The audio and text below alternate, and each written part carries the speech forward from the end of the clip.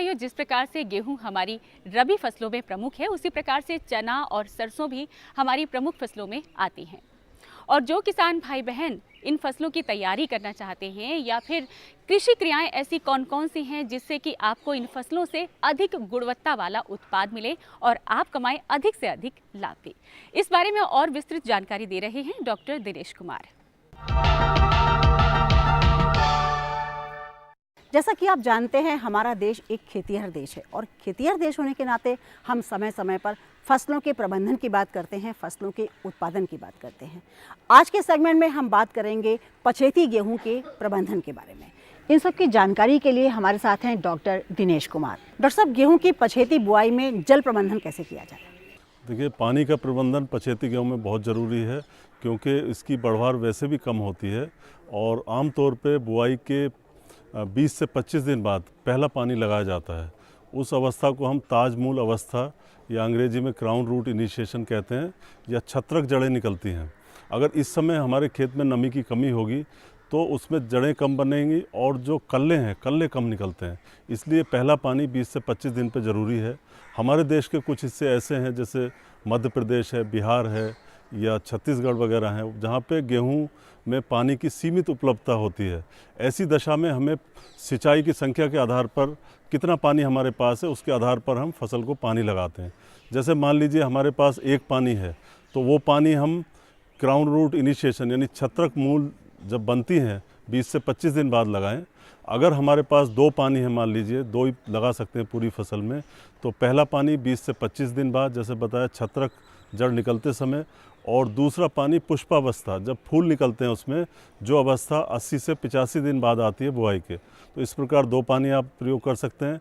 अब कुछ किसान ऐसे भी होंगे जिनके पास 3 पानी लगाने की सुविधा है, तो उसमें पहला पानी 20 से 25 दिन बाद और दूसरा पानी 60 से 65 दिन बाद।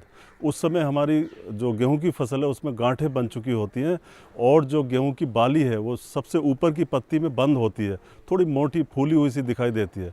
उस अवस्था पर दूसरा पानी लगाएं और तीसरा पानी जब उसमें दूध बन रहा होता है दानों में, तब ज़रूरी होता है। और दूध बनने की यह अवस्था करीब 100 से 105 दिन बाद आती है बुआई के। डॉक्टर साहब, फसलों में पोषक तत्वों के प्रबंधन की बहुत आवश्यकता होती है, तो हमारे वो किसान भाई जिन्होंने पछेती गेहूं की बुआई करी हुई है, वो किस तरीके से गेहूं में पोषक तत्वों का प्रबंधन करें? गेहूं की फसल में, पछेती फसल में किसानों का ये मानना है कि ये फसल हमारी देर से बोई गई है तो इसमें हम खाद और उर्वरकों का अधिक प्रयोग करें, जबकि ऐसा नहीं है। इसमें उल्टा है, इसमें आपको कम मात्रा में उर्वरक डालने हैं क्योंकि फसल की जो अवधि है वो कम हो जाती है इसमें।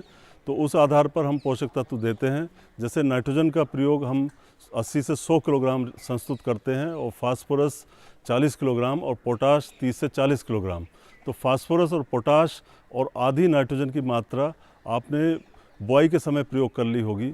जो बाकी नाइट्रोजन की आधी मात्रा है, जो कि 40 से 50 किलोग्राम प्रति हेक्टेयर है, उसका प्रयोग आप पहली सिंचाई के बाद करें। यानी पहली सिंचाई करने के 3-4 दिन बाद, जब उसमें पैर ना धंसे, आपका पैर बर्दाश्त कर ले मिट्टी, तब उसमें उसकी छिड़काव कर दें।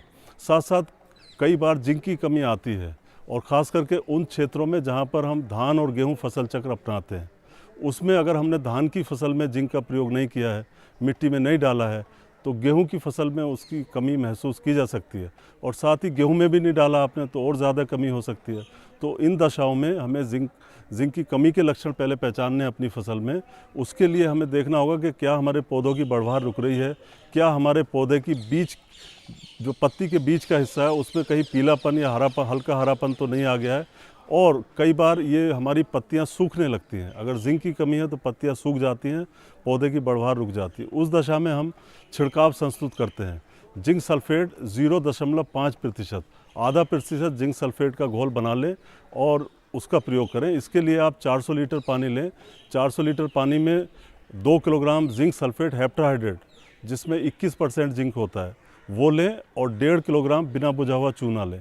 इन दोनों का घोल मिला के आप छिड़कें और ये छिड़काव 2 बार किया जा सकता है। कल्ले बनते समय करें, फिर उसके बाद फूल आने के पहले की अवस्था पर 2 छिड़काव जिंक के करें, तो आपको जिंक की कमी दूर हो सकती है फसल में। डॉक्टर साहब, जब फसल खड़ी होती है खेतों में तो उनमें खरपतवार भी होते हैं। तो पछेती गेहूं में किस तरीके से खरपतवार नियंत्रण किया जाए? जो पछेती गेहूं है, पछेती गेहूं में खरपतवार मुख्य रूप से जैसे गुल्ली डंडा है, जई है, जंगली जई आती है, इसमें कृष्ण नील आ सकती है, कटेली है, हिरणखुरी है, तमाम तरह के चौड़ी पत्ती वाले और सकरी पत्ती वाले दोनों तरह के खरपतवार आते हैं। जिन किसानों ने शुरू में पेंडिमिथालिन नाम की दवाई आती है जो बुआई के 2-3 दिन के अंदर अंदर लगानी होती है, अगर पेंडिमिथालिन का 1 लीटर सक्रिय तत्व प्रति हेक्टेयर के हिसाब से करीब 300 लीटर पानी में घोल के प्रयोग कर लिया है, तब तो उनके खरपतवार नहीं आएंगे। लेकिन अगर वो प्रयोग नहीं किया है, आप खरपतवार आ गए हैं आपके गेहूं में, तो आपको निकाई गुड़ाई खुरपी से या कसोले से कर सकते हैं। अगर कहीं कहीं पर श्रमिकों की कमी है, उस दशा में हमारे शाकनाशी या खरपतवार नाशियों का प्रयोग कर सकते हैं।